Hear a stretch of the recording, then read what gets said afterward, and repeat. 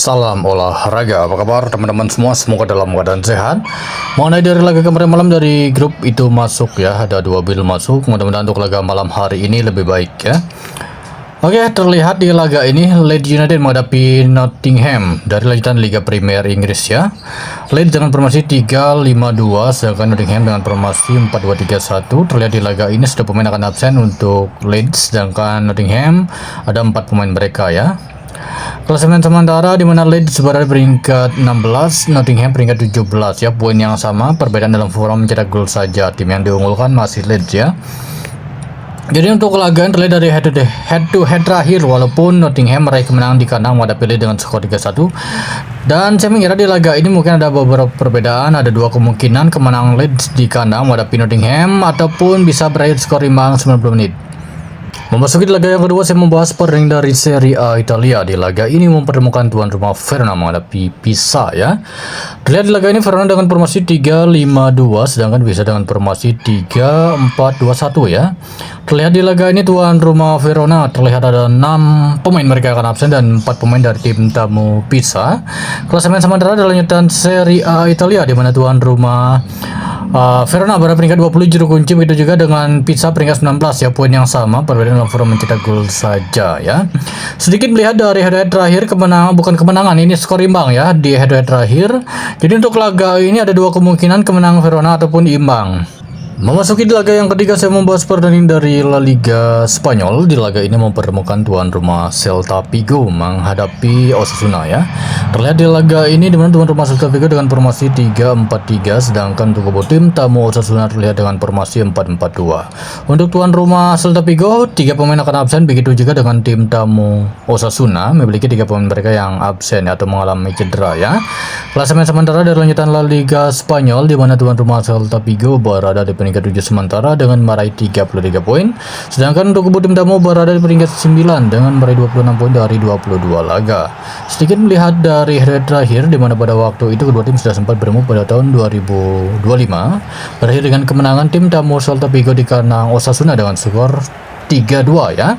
Jadi untuk laga ini beberapa kemungkinan saya mengira masih tetap Celta Vigo akan mampu meraih kemenangan di kandang menghadapi tim tamu Osasuna.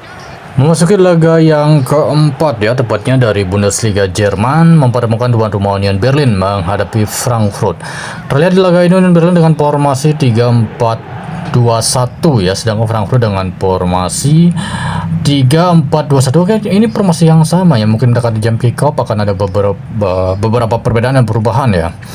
Terlihat di laga ini kedua tim sama-sama memiliki 4 pemain mereka yang akan absen di laga ini. Klasemen sementara di mana tuan rumah Union Berlin peringkat 9 dengan meraih 24 poin dari 20 laga, sedangkan tim dari Frankfurt berada di peringkat 8 dengan meraih 27 poin dari 20 laga. Head-to-head terakhir di mana pada waktu itu kedua tim sudah sempat bertemu pada tahun 2025, berakhir dengan kemenangan tim tamu Union Berlin di kandang Frankfurt dengan skor 4-3 ya. Untuk laga ini terbentuk kemungkinan tuan rumah Union Berlin bisa kembali meraih kemenangan di kandang. Selanjutnya kita pergi ke Liga Arab Saudi ya. Di laga ini mempertemukan tuan rumah Al Nassr menghadapi Al Ittihad ya.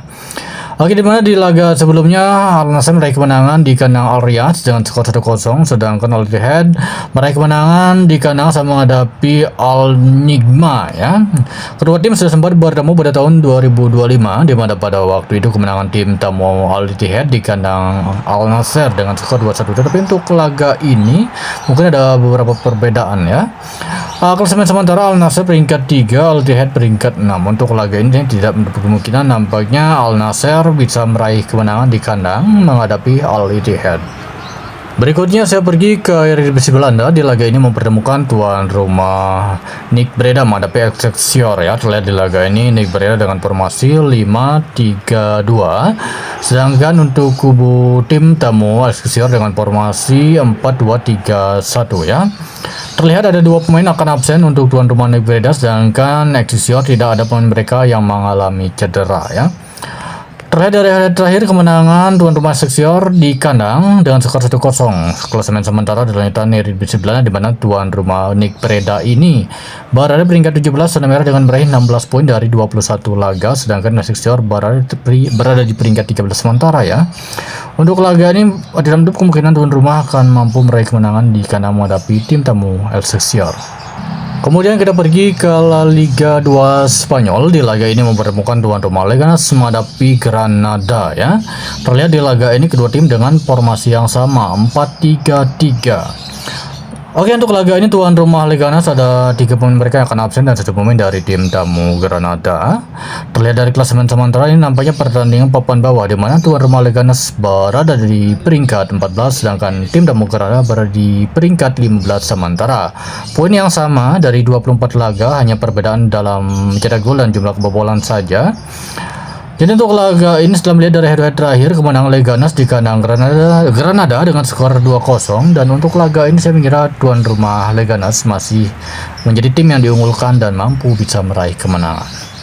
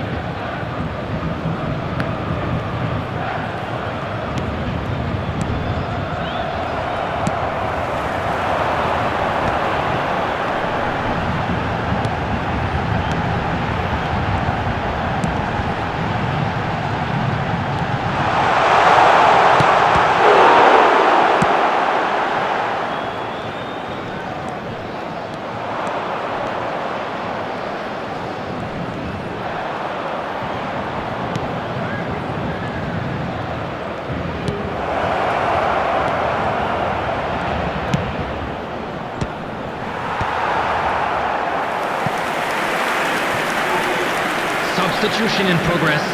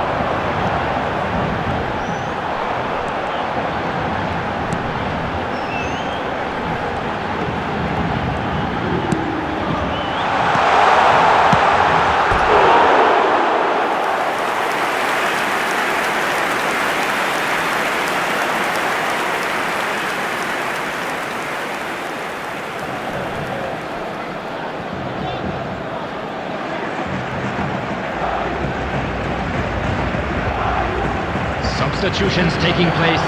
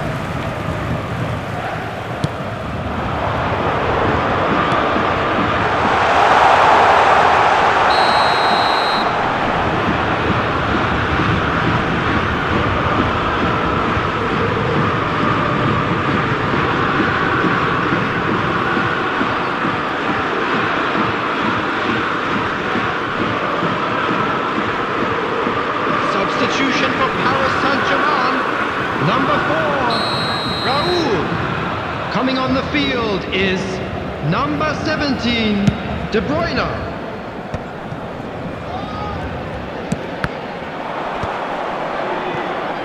4 added minutes has been indicated.